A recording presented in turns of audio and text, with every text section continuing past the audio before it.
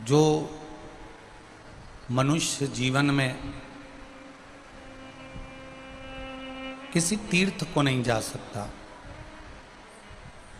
जो मनुष्य कभी किसी पवित्र नदी का स्नान नहीं कर पाता, तीर्थ तक नहीं जा पाता, कोई भगवान के देवालय, शिवालय, मंदिर तक नहीं जा पाता,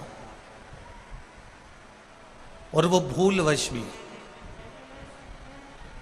अनायास भूल से भी अगर शिव महापुराण की कथा में जाकर बैठ जाता है तो उसको संपूर्ण तीर्थों का पुण्य फल प्राप्त हो जाता है।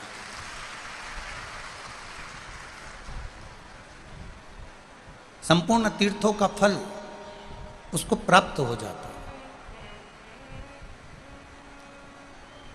अगर भूल से भी वो भगवान की शरणागति में चले गया, वो भूल से भी अगर भगवान शिव की कथा में पहुंच गया, भूलवश भी अगर वो भगवान के भजन में पहुंच गया, तो उसको ये सारे तीर्थों का पुण्य फल, सारी पवित्र नदियों का पुण्य फल, सारे धामों का एक सुख उसको प्राप्त हो जाता है।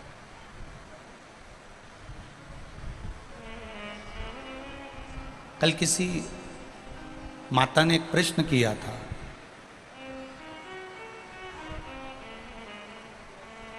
जिन्होंने एक पत्र में लिखा था कि कोई बबीता जी करके हैं, उन्होंने उस पत्र में लिखा कि गुरुदेव, क्या शिव महापुराण की कथा करवाने पर या शिव महापुराण की कथा सुनने के बाद, कथा करवाने के बाद या सुनने के बाद 12 ज्योतिर्लिंग में से क्या एक ज्योतिर्लिंग का दर्शन करने जाना पड़ता है? बबीता जी जिन्होंने ये प्रश्न किया कि शिव महापुराण की कथा करवाने के बाद या सुनने के बाद, श्रवण करने के बाद क्या 12 ज्योतिर्लिंग में से एक ज्योतिर्लिंग का दर्शन करने जाना पड़ता है, उनके लिए उनके प्रश्न का केवल एक उत्तर है कि जो शिव महापुराण की कथा को करवा लेता है, जो शिव महापुराण के पंडाल तक पहुंच जाता है, जो शिव महापुराण की कथा को सुन लेता है, उसको ज्योतिर्लिंग जाने की जरूरत नहीं पड़ती। मेरे 12 ज्योतिर्लिंग भी इस पर कृपा करना प्रारंभ कर देते हैं। एक बार जो शिव का हो गया, एक बार जो शिव महापुराण तक पहुंच गया, एक बार जो देवादिदेव महादेव के करीब पहुंच गया, तो वो महादेव का अपने आप हो जाता। जिसने शिव तत्व को जान लिया, जो एक बार भगवान शंकर की कथा में पहुंच गया, जो एक बार भूलवश भी शिव के करीब पहुंच गया, जो अनायास बिना सोचे समझे ही शंकर का गुणगान जिसने कर लिया, शिव तत्व को जिसने याद कर लिया, शंकर की भक्ति में जो डूब गया, उसको भगवान को ढूंढने की जरूरत नहीं पड़ती। भगवान उसको ढूंढने के लिए आ जाते हैं कि मेरा भक्त कहाँ पर है, मेरा भक्त कहाँ बैठा हुआ है, मेरा भक्त कहाँ विराज है।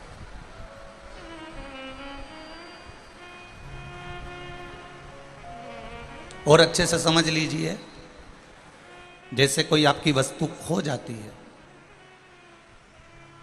कोई आपका सामान खो गया, कोई वस्तु खो गई, तो आप उसको ढूंढते हो, ढूंढने का प्रयास करते हो, और बहुत ढूंढा तुमने, बहुत प्रयास करा तुमने ढूंढने का, वो वस्तु जो खोई हुई है। अब तुम्हारे कान का बुंदा था, तुम्हारे गले का हार था, तुम्हारे पाँव की बिछुड़ी थी, तुम्हारे पाँव का पायल थी, तुम्हारे हाथ का कोई चुड़ला, कोई अंगूठी तुम्हारे हाथ की थी, कोई भुजबंद था तुम्हारे हाथ का, कोई कर्णफूल था तुम्हारे कान का, कोई गले का कोई हरवा था, हरवे की कोई पत्ती थी, जो अभी तक तुमसे लगी हुई थी, जो अभी तक तुम्हारे करीब में थी, जो अभी तक तुम्हारे पास में थी। अगर वो तुम्हारे पास की वस्तु, तुम्हारे करीब में रखी हुई वस्तु, तुम्हारे नज़दीक में रखी हुई वस्तु कहीं खो जाती है, तो आप उसको ढूंढते हो। जिस तरह तुम्हारे पास में रखी हुई वस्तु, तुमसे लगी हुई वस्तु खो जाए, तो तुम उसे ढूंढते हो। उसी तरह जो एक बार शिव महापुराण की कथा में जाकर बैठ जाता है, या मोबाइल पर, फेसबुक पर, या आस्था चैनल पर बैठकर कथा का रस तत्व ग्रहण कर लेता है, और वो फिर अगर शिव को भूल भी जाता है तो शंकर उसको ढूंढने का प्रयास करता है कि मेरा शिव भक्त कहां गया, मेरा ओघड़ी का भक्त कहां गया।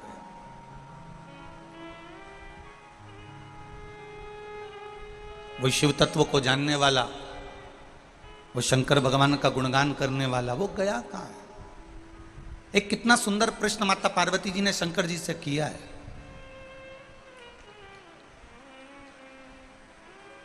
कई बार माताएं अपने पति से भी ये प्रश्न करती है, जो प्रश्न माता पार्वती जी ने शिव जी से किया। माता पार्वती जी ने शंकर भगवान से कहा कि एक बात बताओ कि आपने विष पिया, उस विष को आपने पेट में नहीं उतारा, कंठ पर धारण करके रख लिया, और आपका नाम नीलकंठेश्वर महादेव पड़ गया। आपका नाम नीलकंठ महादेव पड़ गया। पार्वती जी ने अपने पति से, पार्वती जी ने देवादिदेव महादेव से प्रश्न किया, मुझे केवल इतना सा बता दो कि उस जहर को तुमने पिया क्यों, और पिया तो उसको पेट में उतारा क्यों नहीं? तुमने वो जहर पिया क्यों? कारण क्या था तुम्हारा जहर पीने का? वो विष पीने का कारण क्या था? और अगर आपने वो विष पिया तो उसको पेट में क्यों नहीं उतारा, उसको अंदर क्यों नहीं उतारा, उसको केवल गले में क्यों रखा? ये माता पार्वती जी का प्रश्न भगवान देवादिदेव महादेव से। और ये केवल माता पार्वती जी का प्रश्न नहीं, प्रत्येक माताओं का कभी कभी अपने पति से प्रश्न रहता है, तुम्हें जब ये बात मालूम थी तो तुमने मुझे क्यों नहीं बताई? कई माताओं का ये प्रश्न अपने अपने पतियों से रहता है,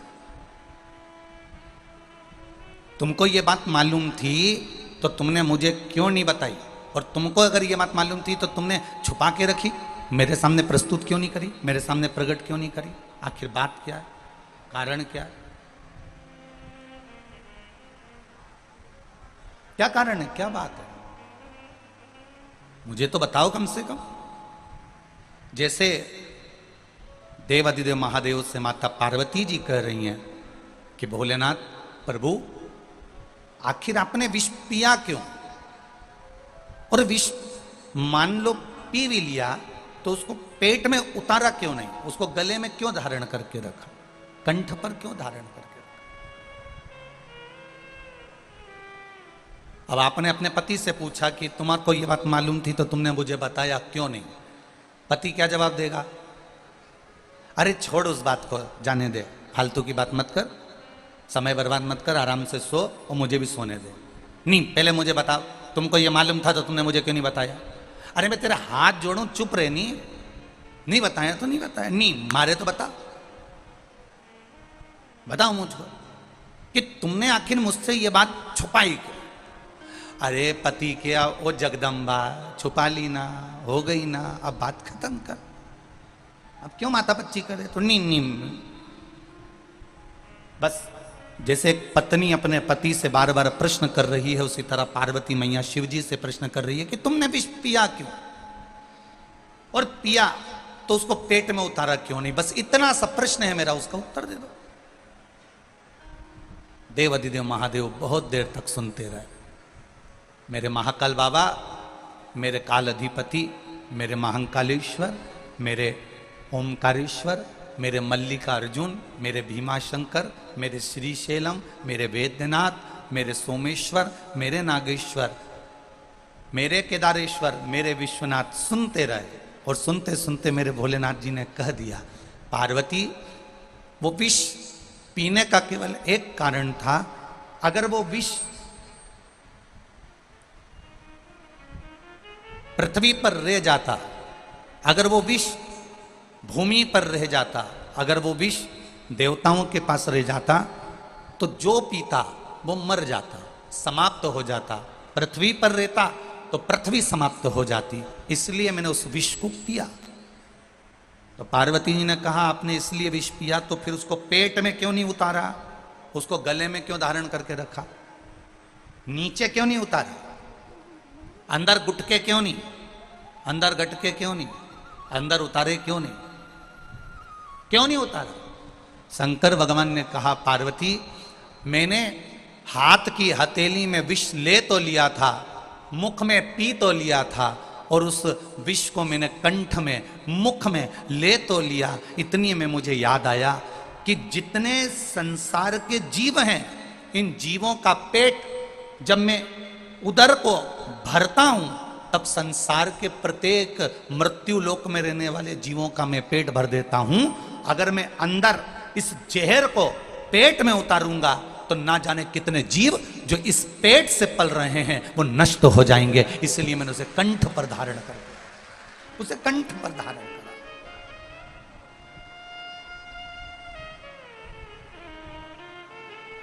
मेरे माताओं, मेरी जीजियों और मेरे जीजाओं, एक बात बहुत ध्यान से सुनना, अपनी जिंदगी में उतार कर रखना।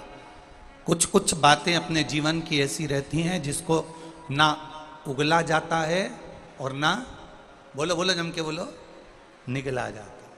कोई कोई जीवन की बातें ऐसी रहती हैं जिसको कंठ पर रखा जाता, और जिसने अपने जीवन में कुछ बातों को अपने कंठ में रख लिया, समझ लो वो शंकर जैसा नीलकंठधारी बन गया, वो महादेव बन गया।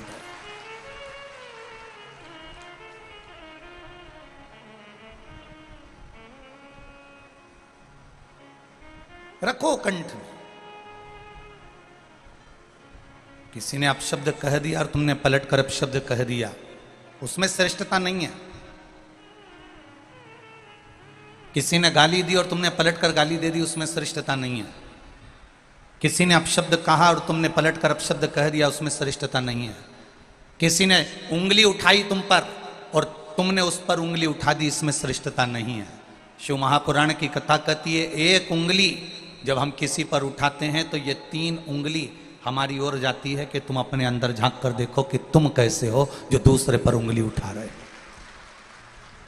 दूसरे पर उंगली उठाने वाले को पहले अपने ऊपर उंगली उठाकर देख लो कि एक उंगली उसकी ओर गई है पर ये 3 उंगली तुम्हारी ओर जा रही है। उसमें अगर एक गलती होगी तो 3 गलतियां तुम में भरी होगी। उसमें एक अगर अवगुण होगा तो 3 अवगुण तुम्हारे भीतर भरा होगा। उसमें थोड़ी सी अगर गलती होगी तो सबसे बड़ी गलती तुम्हारी जिंदगी में तुमने भी करी होगी। इसलिए हम दूसरे में दोष देखें उससे पहले मनुष्य अपने में दोष देखें। हम दूसरे में अवगुण देखें उससे पहले मनुष्य अपने में अवगुण देखें। हम दूसरे पर कटाक्ष करें, हम दूसरे पर अपशब्द कहें, उससे पहले मनुष्य अपने भीतर झांक कर देखे, क्या मैंने जिंदगी में कोई गलत कार्य नहीं करा? क्या मैंने जिंदगी में कभी झूठ नहीं बोला? क्या मैंने जिंदगी में कभी अपशब्द नहीं कहा? मैंने कभी जिंदगी में किसी का दिल नहीं दुखाया? मैंने जिंदगी में किसी को ताना नहीं दिया? मैंने जिंदगी में किसी को आड़ा टेढ़ा नहीं कहा? ये हमारे भीतर के अवगुणों को हमें देखना।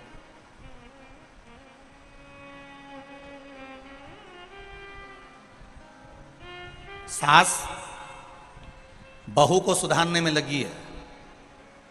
बहू, बोलो बोलो बोलो, सास को सुधारने में लगी है। देखो हम तो बोले ही नहीं, तुम पहले बोल दी थी। हमारा नाम मत लगाना कि गुरुजी बोले हो। सास बहू को सुधारने में लगी है, बहू सास को सुधारने में लगी है। शिव महापुराण की कथा कहती है, सास सुधारते सुधारते सुधारते सुधारते सुधारते सुधारते सिधर जाती है, पर बहू नहीं सुधर पाती है। उसी तरह बहू सास को सुधारते सुधारते सुधारते सुधारते सुधारते सुधारते बेटमा से इंदौर जाके रहना चालू कर देती है, पर सास नहीं सुधर पाती है। मेरा निवेदन केवल इतना सा है, सास बहू को सुधारना छोड़े, बहू सास को सुधारना छोड़े। अपने आप को जिस दिन हम स्वयं सुधारना प्रारंभ कर देंगे, अपने को ढालना प्रारंभ कर देंगे, अपने आप को अंदर से शीतलता देना प्रारंभ कर देंगे, उस दिन पूरा घर अपने आप सुधर जाएगा। किसी को सुधारने की जरूरत नहीं पड़ेगी।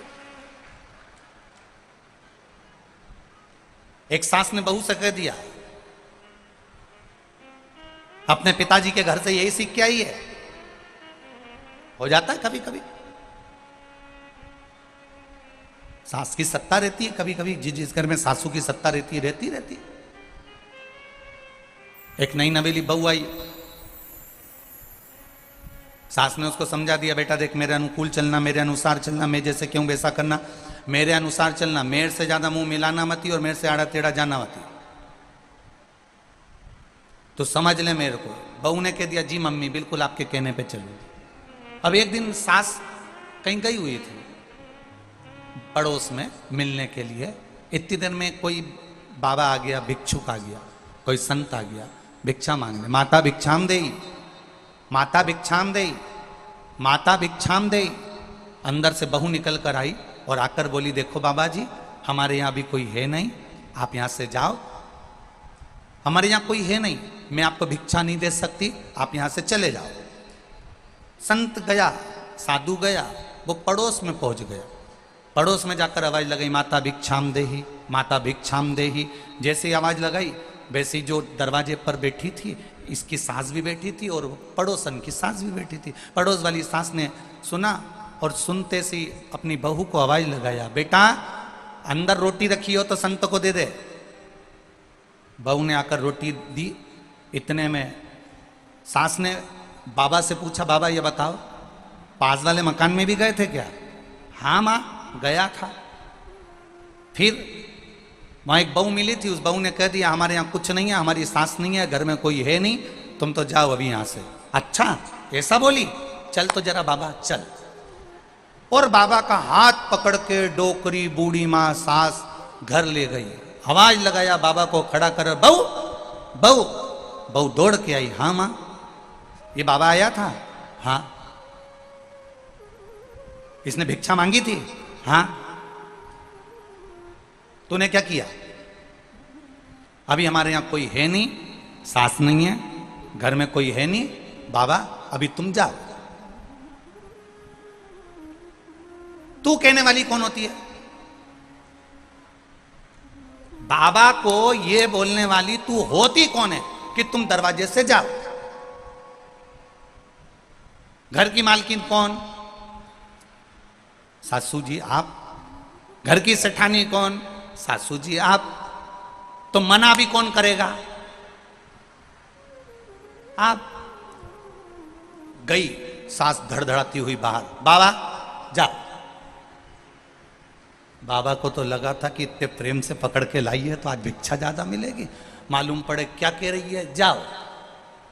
और बहू से आकर बोली जब घर की मालकिन मैं हूं तो मना भी मैं ही करूंगी। बाबा भी बाल खुजाता खुजाता वापिस चले गया, कहाँ सासू बहू के चक्कर में पड़ा। इसलिए निवेदन है आपसे, बहू सास को बदलने का प्रयास करे, सास बहू को बदलने का प्रयास करे। शिव पुराण कहती है हमें किसी को नहीं बदलना, अपने आप को जिस दिन हम बदल लेंगे उस दिन पूरा राष्ट्र बदला हुआ नजर आएगा। हम अपने आप को बदलें।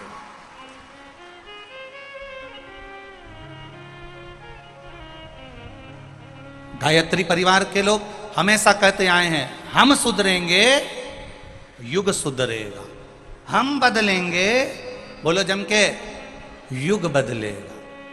पहले हमें अपने आप को बदलना पड़ेगा और जिस दिन हम अपने आप को बदल लेंगे, अपने आप हमें देखकर हमारा परिवार बदलेगा, हमारा घर बदलेगा, पड़ोस बदलेगा, मोहल्ला बदलेगा, कॉलोनी बदलेगी और बदलते बदलते अपना बेटमा, अपना देपालपुर वापिस बदल जाएगा। हमें अपने आप को बदलना, स्वयं को बदलना, अपने आप को बदलना, स्वयं को बदलने का प्रयास करें। महाराज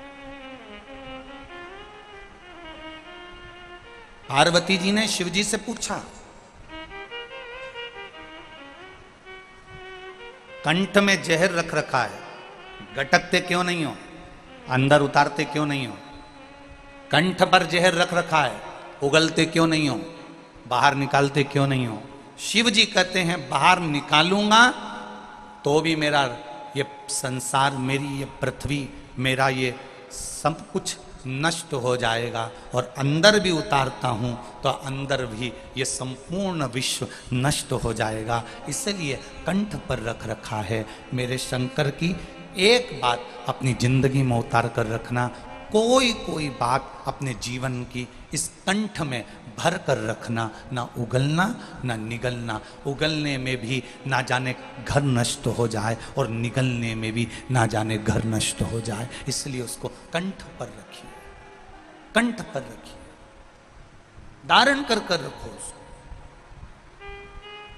और जब कंठ पर धारण कर कर रखोगे, जब कंठ पर धारण कर कर तुमने रख लिया, तो तुम भी शिव जैसा एक तत्व प्राप्त कर लो, शिव जैसा तत्व। खाली ना जाता कोई दर से तुम्हारे। आप भी बोलिए, दिल से बोलिए, खाली ना। जरा आवाज यहां तक आना चाहिए, दम के बोलो, खाली दर से तुम्हारे मैं भी खड़ी हूं नन्ही बाहें पसार।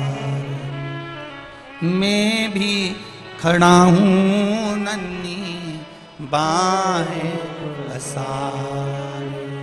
अपने हृदय से लगा लो, लगा लो, गिरा जा रहा हूँ, उठा लो, उठा लो।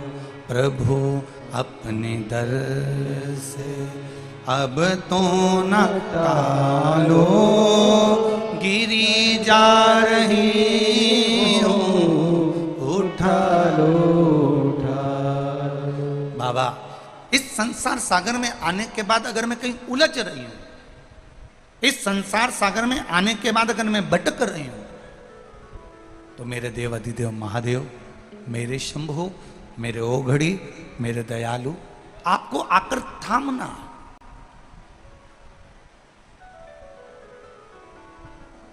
भजन करने वाले को परमात्मा ढूंढ लेता है। कैसे ढूंढता है? अजामिल की कथा श्रीमद् भागवत कथा में आती है। भजन करने वाले को भगवान ढूंढता है। जिसने जिंदगी में एक लोटा जल भी अगर देवाधिदेव महादेव को चढ़ाया है, तो उसको ढूंढते ढूंढते मेरे महादेव उसके दरवाजे तक पहुंच ही जाते हैं। ये निश्चित निश्चित है। एक पत्र आया है, देखिए उस पत्र में कितना सुंदर भाव व्यक्त किया है उन्होंने।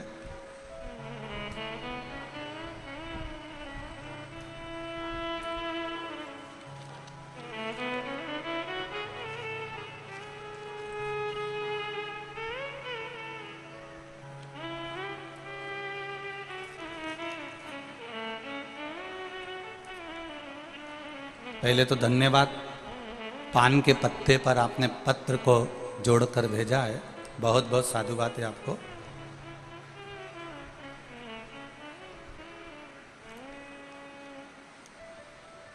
मेरा नाम, मैं बेटमा की निवासी हूँ, बेटमा जिला इंदौर की रहने वाली हूँ। चीनू दुर्गेश कुमरावत हूँ। कहीं बैठी हो तो हाथ हिला सकती हैं। मेरा नाम चीनू दुर्गेश कुमरावत, बेटमा जिला इंदौर। कहीं बैठी हो तो हाथ हिलाइएगा, जहां भी बैठी हो।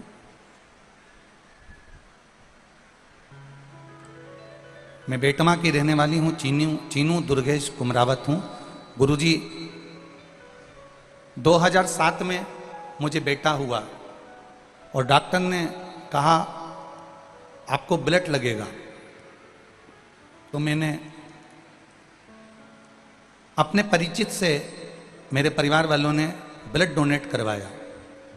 वो ब्लड दूसरा था, मुझे चढ़ना दूसरा था। बाबा की कृपा देखिए गुरुदेव, वो ब्लड मुझे चढ़ भी गया, मैं ठीक हो भी गई, मेरा बच्चा भी ठीक रहा, मैं आ भी गई। समय बीता, तब कुछ इन्फेक्शन हुआ और शरीर में एक सोराइसिस की बीमारी हो गई। सोराइसिस की बीमारी ऐसी होती है गुरुजी कि पूरे शरीर में से खाल निकलती है, चमड़ी निकलती है। गुरुदेव, इंदौर, रतलाम, आप लोग भी हमारे साथ में पत्र पढ़ सकते हो, आस्था चैनल पर पत्र दिखाया जाता है, आप आराम से उस पत्र को पढ़ सकते हो। इंदौर, रतलाम, नीमच, बरनागर, जाने कितने डॉक्टरों को मैंने दिखा लिया पर वो बीमारी ठीक नहीं हुई। 2007 से लगातार वो बीमारी बनी रही और शरीर से चमड़ी फुकली निकलती रही और वो चमड़ी खाल निकलती रही। सोराइसिस की बीमारी बढ़ती चली गई। लोग मुझसे नफरत करने लगे क्योंकि शरीर में से चमड़ी गिरती थी तो लोग अच्छा नहीं मानते थे। गुरुदेव, सारे इलाज करवाते करवाते 2007 से इलाज करवाते करवाते 2019 आ गया, 20 आ गया, 21 आ गया और इलाज करवाते करवाते जब थक गए तब किसी ने कहा कि शिव महापुराण की कथा टीवी पर आती है, सियोर वाला महाराज बाजता है, वो 1 लोटे जल का कहता है, तू एक काम कर, 1 लोटा जल शिव जी को चढ़ा, बेलपत्र चढ़ा। मैंने वो भी करना प्रारंभ करा तो भी बीमारी में आराम नहीं लगा। सोराइसिस की बीमारी जैसी की जैसी रही। कुछ समय के बाद हमारे पास में एक माता जी रहती, उन्होंने कहा सियोर वाले गुरुजी ने एक लाल चंदन का प्रयोग बताया जो अशोक सुंदरी वाली जगह पर लगाना है और अशोक सुंदरी वाली जगह पर लगाकर चंदन को पीले चंदन के साथ उपयोग करना है और पीले चंदन के साथ उपयोग करके 1 लोटे जल में उस चंदन को डालकर अशोक सुंदरी वाली जगह पर चढ़ाना और उस पानी को लेकर आकर शरीर में लगाना और अच्छा पानी चढ़ाकर उस पानी को पीना। ये सियोर वाला महाराज ने बताया, तू उसको कर। मैंने केवल एक बार सोमवार की अष्टमी के दिन वो प्रयोग किया और गुरुदेव 2007 से जो बीमारी थी सोराइसिस की, 15 दिन के अंदर मेरी बीमारी 15 साल की समाप्त हो गई। ये शिव तत्व है, ये शंकर, ये औघड़ी है। अब मेरा पूरा शरीर ठीक हो गया है गुरुदेव, मैं पूर्ण तरह से स्वस्थ हो गई हूँ। एक और बात कहने के लिए आई हूँ, मेरी भांजी को 9 साल से संतान नहीं थी, गर्भ नहीं ठहर रहा था 9 साल से। उन्होंने सारे डॉक्टरों को दिखा लिया था। तब मैंने अपनी भांजी को कहा कि तू पशुपतिनाथ का व्रत कर। शिवजी का व्रत उसने करना प्रारंभ करा और चौथे सोमवार को ही उसका गर्भ ठहर गया। मैं उसको भी लेकर आई हूं यहाँ प्रणाम करने के लिए। ये शिव तत्व है, योग घड़ी। शंभु शरणे पड़े मांगू घड़ी रे घड़ी, दुख काटो दया करी दर्शन आपो। आपका विश्वास जब जागृत हो जाए, मेरा माताओं से केवल इतना सा निवेदन है, मेरे पुरुष भाइयों से इतना सा निवेदन है, बच्चे बैठे हैं इस कथा में उनसे निवेदन है, युवान बहन भाई इस कथा में बैठे हैं उनसे निवेदन है, आप दिल लगाकर 7 दिन की कथा जो बेटमा में हो रही है इसको दिल लगाकर श्रवण कर लेना। अगर दिल लगाकर सुन लिया और उसको अपनी जिंदगी में उतार लिया तो मेरे महादेव आपके सामने खड़ा मिलेगा, ये निश्चितता है। हृदय से सुनो। जो आस्था चैनल पर कथा सुन रहे हैं, फेसबुक यूट्यूब पर कथा सुन रहे हैं, चित्त लगाकर सुनो, अपना मन लगाकर सुनो। टीवी के सामने बैठकर भी अगर कथा सुन रहे हो तो पहले महादेव से ये विनती कर कर सुनो कि मैं बाबा बहुत उलझा हुआ हूं, बहुत तकलीफ में हूं, बहुत कष्ट में हूं, और तू साधेगा तो मैं सध जाऊंगा।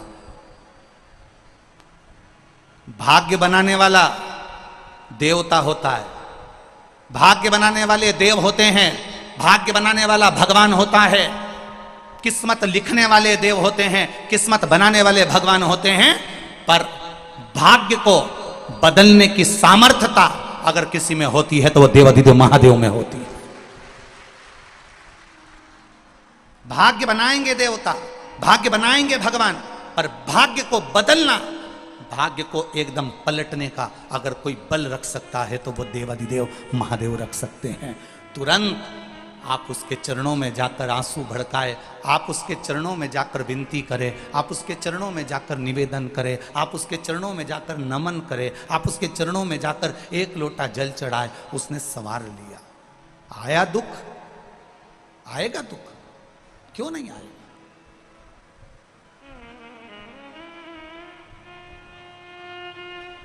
आप उसके चरणों में पहुंचे, उसने संवार लिया।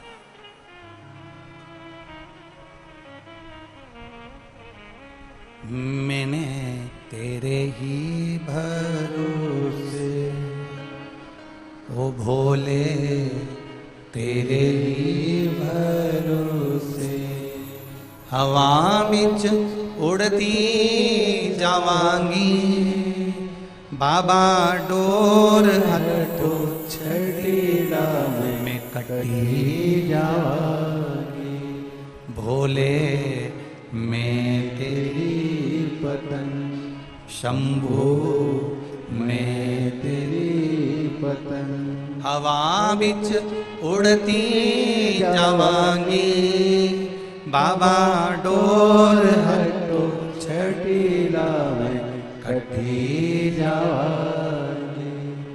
आप उसका भजन कर रहे हो, आप उसका स्मरण कर रहे हो, ढूंढेगा वो आपको।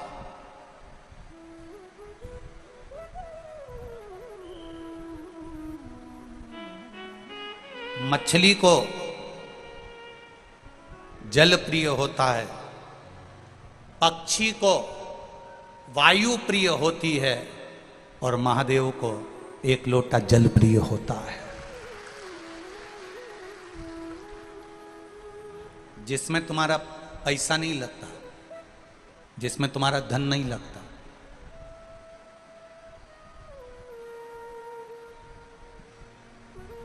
जिसमें तुम्हारा धन नहीं लगता,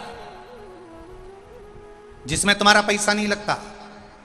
आप इतने लोग कथा में बैठे हो और इतने समय से मेरी बहनें, मेरी जीजियां और मेरे ये भाई, मेरे जीजाओं, इतने समय से आप कथा सुन रहे हो। इतने लोग बैठे हैं कथा सुनने के लिए।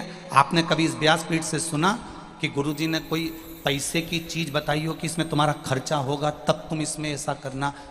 जब भी व्यासपीठ से बोला तो कहीं पीपल का पत्ता, कहीं आंवले का पत्ता, कहीं शमी का पत्ता, कहीं बेलपत्री का पत्ता, कहीं बेर का पत्ता, कहीं पीपल का वृक्ष, कहीं आंवले का वृक्ष, कहीं बड का वृक्ष, कहीं बेलपत्री का वृक्ष, कहीं शमी का वृक्ष, कहीं लोटा भर के जल, कहीं काली तिल, कहीं शहद, कहीं दही, कहीं दूध। बस उसी का गुणगान शिव महापुराण में।